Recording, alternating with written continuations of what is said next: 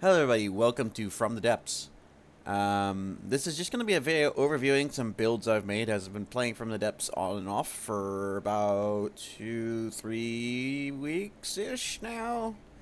And I just wanted to show off some of the builds because I haven't posted anything on YouTube in a while. So I'm like, I might as well post something about this because it's a simple made video.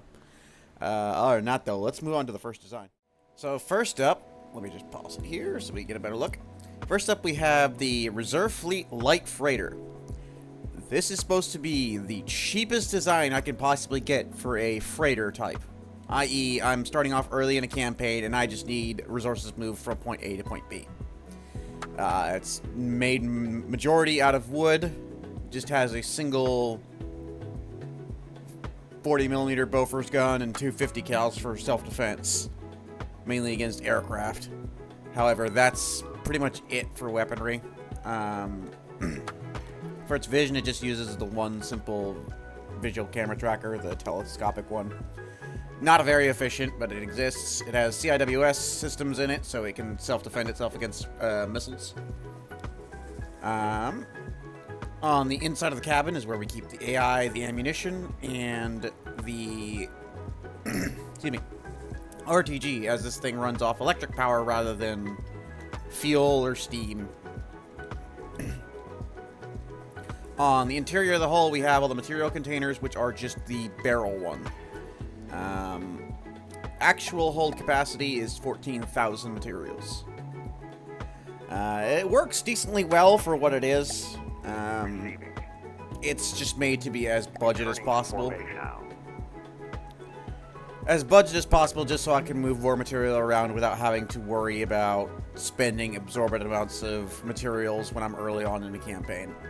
It's not very fast. It's not doesn't hold a crap load of materials, but it's good enough for the start of a campaign. Alright, let's move on to the next design. Next up, we have the Reserve Fleet Light Cruiser. It has 4 of these 179mm cannons. They're just single barrel with bore evacuators and rangefinders built into them. They're not a very complex turret cap, and they're pretty mid at best. But it was one of my designs that I came up with initially to test out how I can make better looking turret caps, as my old turret caps looked even worse than this. For CIWS defenses, it just has 2 20mm AA cannons. For detection, it's just got the tower here with a visual camera. And then that is pretty much it for vision and weapons. It's very, very early design where I barely knew what I was doing. I just knew how to make stuff float. It has a backup electric engine in the back to give it some additional power to sustain itself, but it also runs with a fuel engine.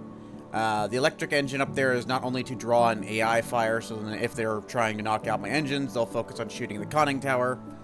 Or, alternatively, if the main engine is knocked out by a torpedo or something, the electric engine can at least keep us going for a little while longer. Doesn't have very much in the way of absorption for EMP, so it has an EMP vulnerability, but just kind of par the course. In the bottom of the ship, we just have these coal piles, and then 4 crates of the ammunition, and 1 of the fuel.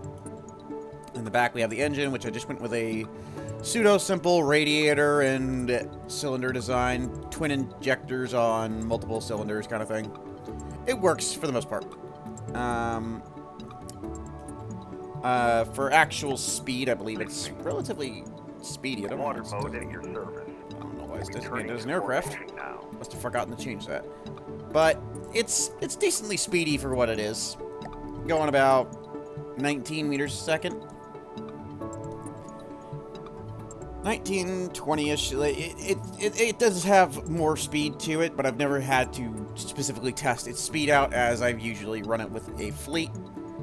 As you can see, most of my designs do have this problem where they have a lot of speed, but they don't have a lot of stabilization to get them to flatten out. At least for these smaller-ish designs. It has a material capacity of 9750. So far from my testing, the accuracy on the cannons is pretty decent, and they function as just simple APHE.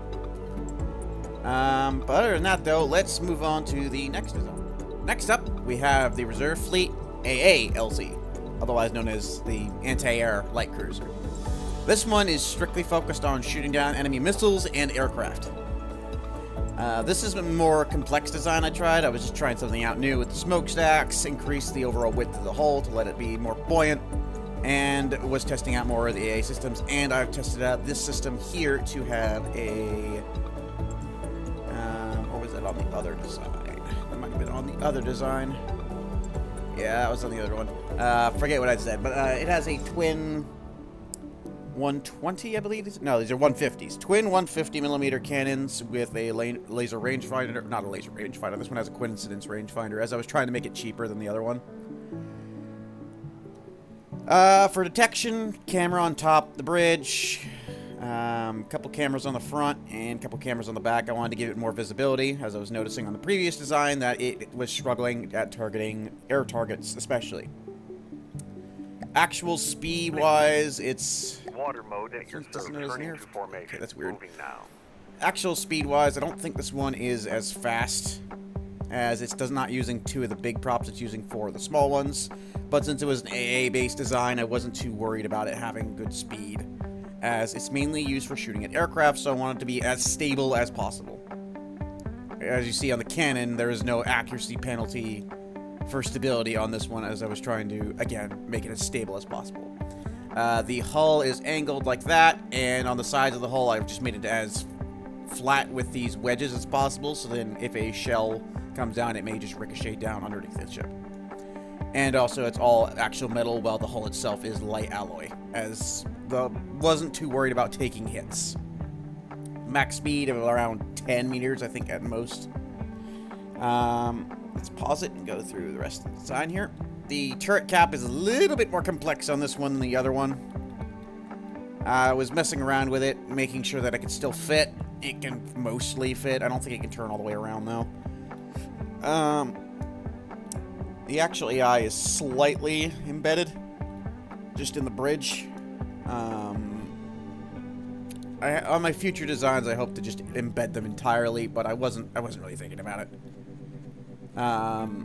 Here we have the material storage, which is 2 of the large coal piles, as I really like the look of them. Empty bulkhead, and then all the ammunition and fuel. This has a lot of ammunition and a lot of fuel, as it's meant to just keep cruising around shooting down aircraft. Actual capabilities are pretty decent.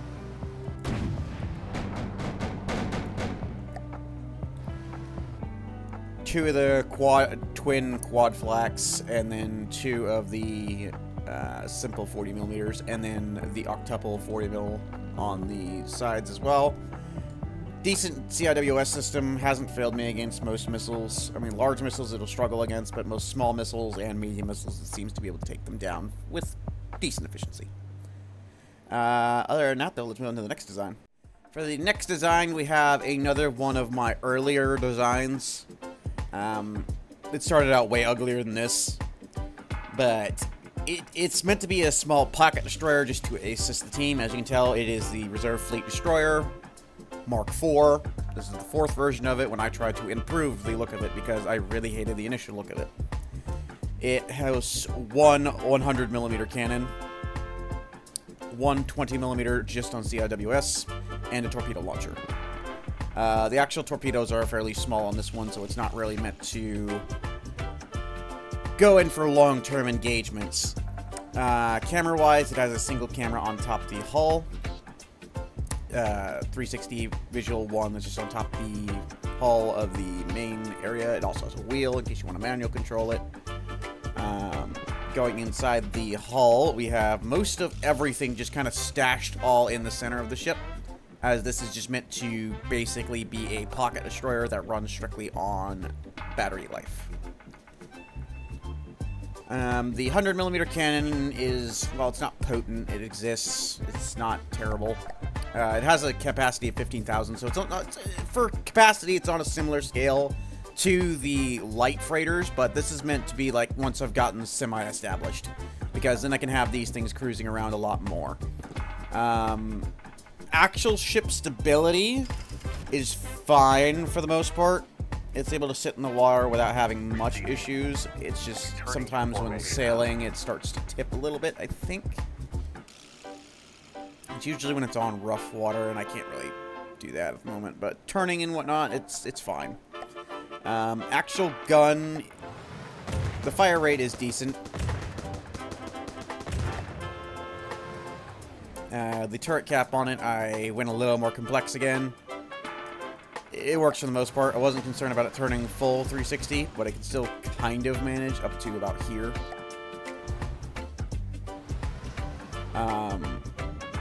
For the most part, it works in like 80% of engagements of stuff that is similar to its volume level.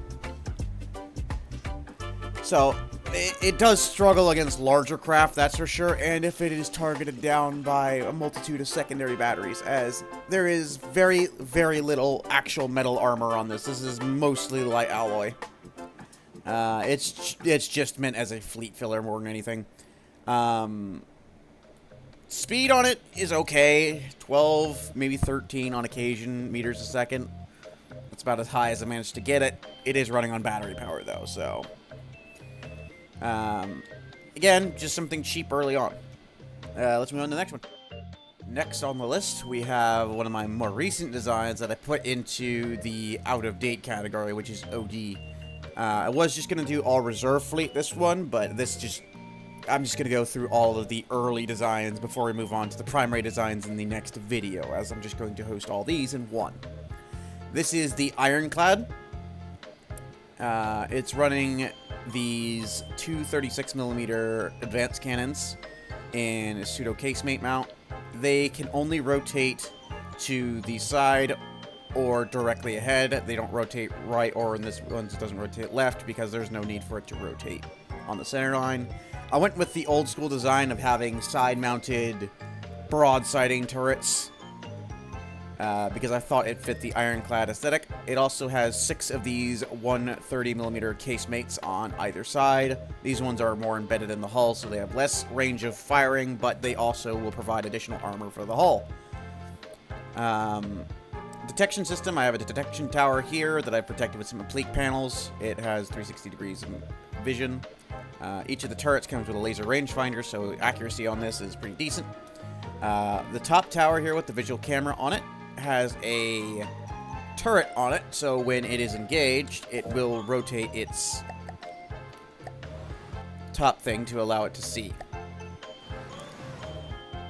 Moving on down the design, there's a front little berm I've put here because the guns can still fire over it, but then when the enemy lobs shells, if they're going straight toward our bridge, they may ricochet off this and go up. The back does not have that same design, but at the same time, the idea was the main time, because this thing is programmed to close in broadside, so the main angle this thing will be facing the enemy is the front until it closes to broadside range, in which case, that's the whole point of the berm.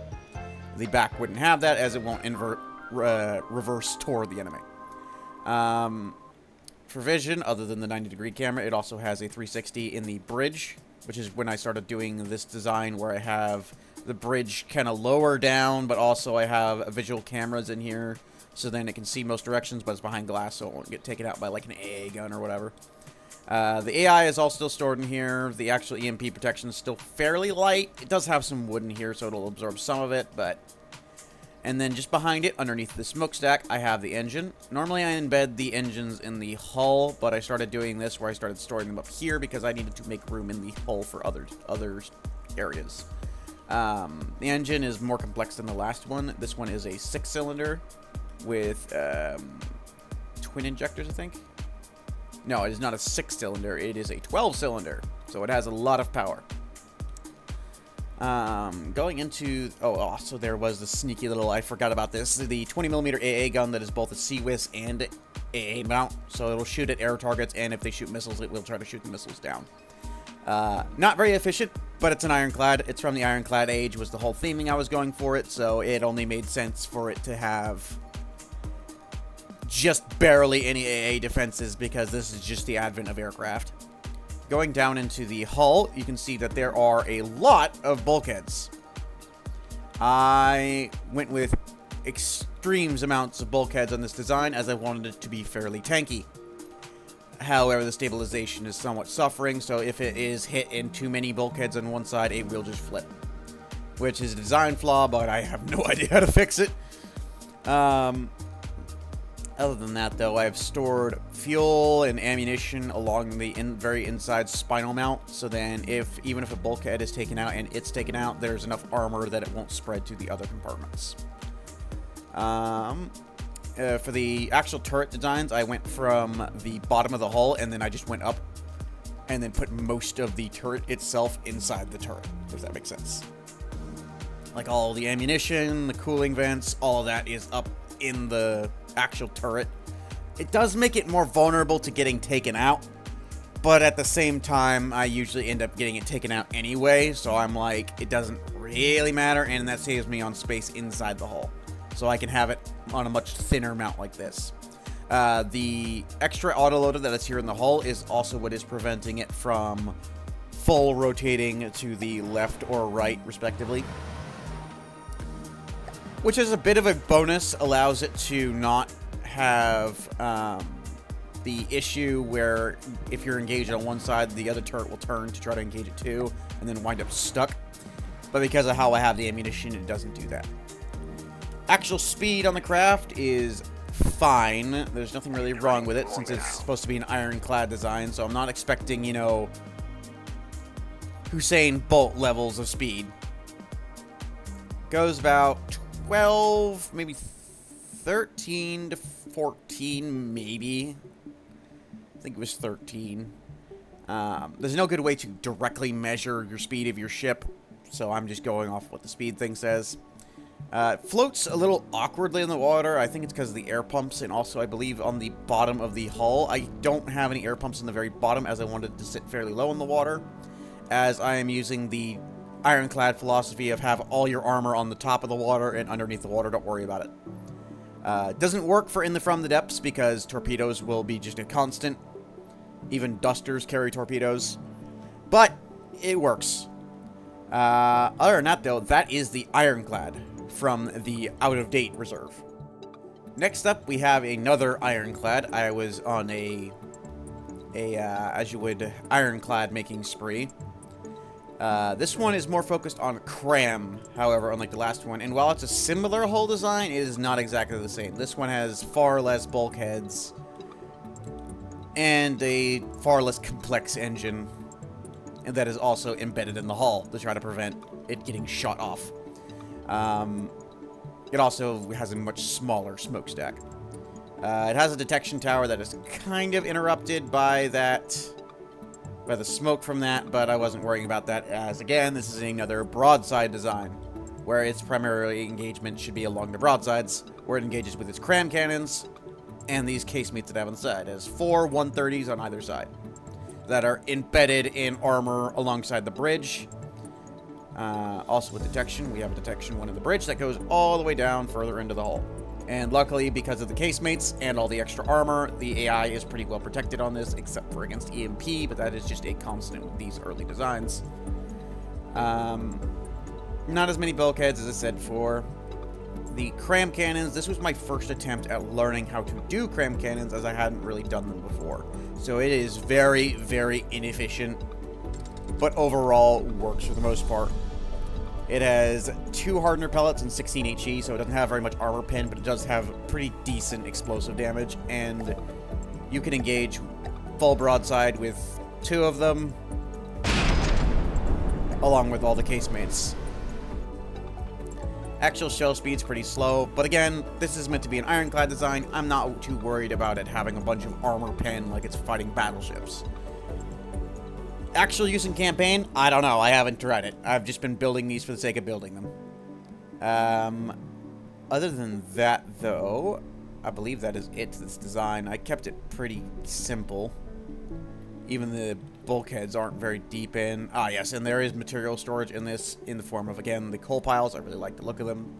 And then ammunition storage is in the bottom of the hull, along with that, underneath this light alloy, because, again, armor-clad. Ironclad mentality of all your armor on top. That is the Cram Ironclad. It holds 1,900 19,500 materials on board, so it can carry a decent amount of resources. Max speed is okay. The cram cannons are pretty heavy, is the main thing, so that's kind of why it seems to drift so badly. It does have 2 of the large propellers down on these propeller stalks. It works for the most part. It does have turner props rather than a rudder, as the rudder seems to make a lot of instability for some of my designs for some reason. Max speed seems to be 13, maybe 14. Again, it works. It uses the same broadside mechanic as the other one, where it will close range until you basically point blank to light up with the cram cannons. And the cram cannons also have a laser rangefinder, so their accuracy is okay, except for the natural inaccuracy that is cram cannons. Other than that, though, that was the out-of-date reserve cram cannon, Ironclad. Last up, we have the torpedo boat with a average torpedo damage of about 13,000, and it also has a swivel cannon for basically point defense against other tiny boats like itself. It runs both off of sail power and off of battery power via propellers. This is just a redundancy in case there's ever no wind. So if we get it going here, you can see even though the sail is up, it can still move. However, if I go and send it off a direction, if I send it off a direction, it will try to adjust the sail so it can go that direction. When it has its full sail out, it can manage about 15 meters a second from testing. Whenever it's, you know, not weird wind. In most circumstances, that's perfectly acceptable, especially against the era of ships it would be against are all within the outdated reserve category. As the outdated reserve category is, as the name says, outdated reserve. There's not a whole lot to this one, but I figured this was a good one to cap off the end of this episode with, as I will have to continue in the next video, as this one has already run on to about 20 minutes. Other than that, though, I guess I will see y'all next week with the next version. Apologies in advance because of the previous designs. All the designs for the previous designs all had the weird black bar at the top. That is just due to, I don't know if it's just OBS or whether it's something to do with From the Depths itself that is making the camera aspect weird. Hopefully it is fixed in these last ones. We'll see. Other than that, though, that'll be all for today. Have a good one.